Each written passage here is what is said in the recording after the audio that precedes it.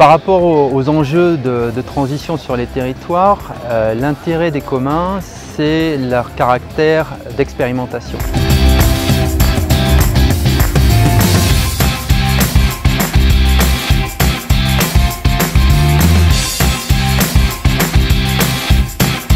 Par rapport aux problématiques qu'ont à traiter les populations, à travers le mouvement des communs, on va essayer de nouvelles solutions, essayer de nouvelles choses qui vont être plus ou moins en décalage par rapport au modèle économique dominant, c'est-à-dire soit être en opposition par rapport aux solutions qui sont traditionnellement proposées, soit qui vont s'inscrire en complémentarité par rapport à ces solutions dominantes.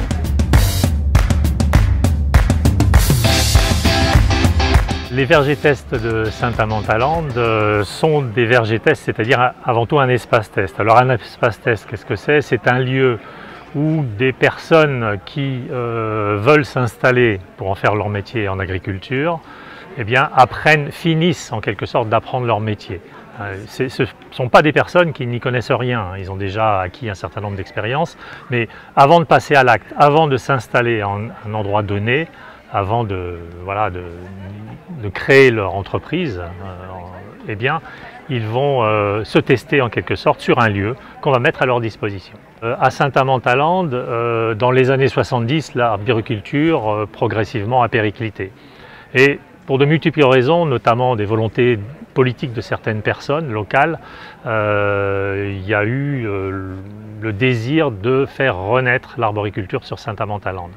Alors il y a eu plusieurs actions et notamment l'association Terre de Liens Auvergne a déjà très récemment, en 2015 je crois, acheté des terrains et installé un arboriculteur. On s'est dit peut-être que la solution ce serait de créer un espace test, un verger test.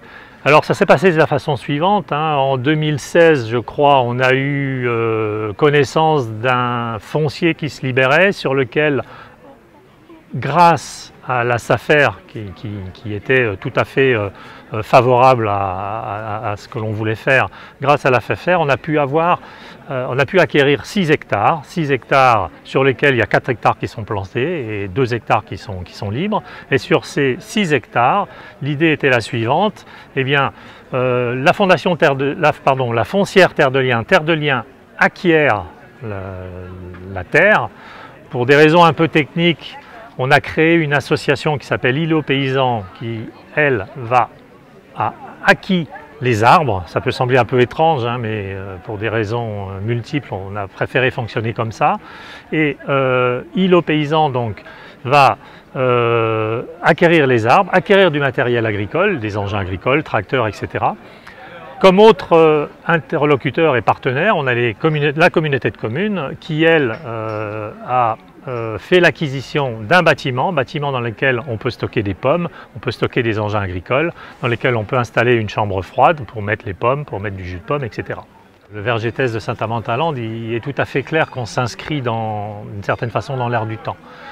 C'est sans doute quelque chose qu'on n'aurait pas pu mettre en place et réussir il y a encore 10 ans, tout simplement parce que les mentalités évoluent, il y a de la demande du côté des citoyens, il y a la demande d'un environnement préservé, il y a la demande d'une nourriture de qualité, il y a aussi un intérêt pour des façons de faire qui peuvent faire penser à des façons de faire du passé, mais qui en fait sont des façons de faire sans doute de l'avenir, parce qu'une arboriculture qui respecte l'environnement, qui respecte la santé et qui donne de l'emploi, et qui donne des emplois qui permettent de vivre, c'est quelque chose que tout le monde souhaite. Et donc le mouvement de transition appelle des innovations qui sont assez radicales, c'est-à-dire qu'on ne peut pas simplement continuer à faire un peu différemment ce qu'on faisait auparavant.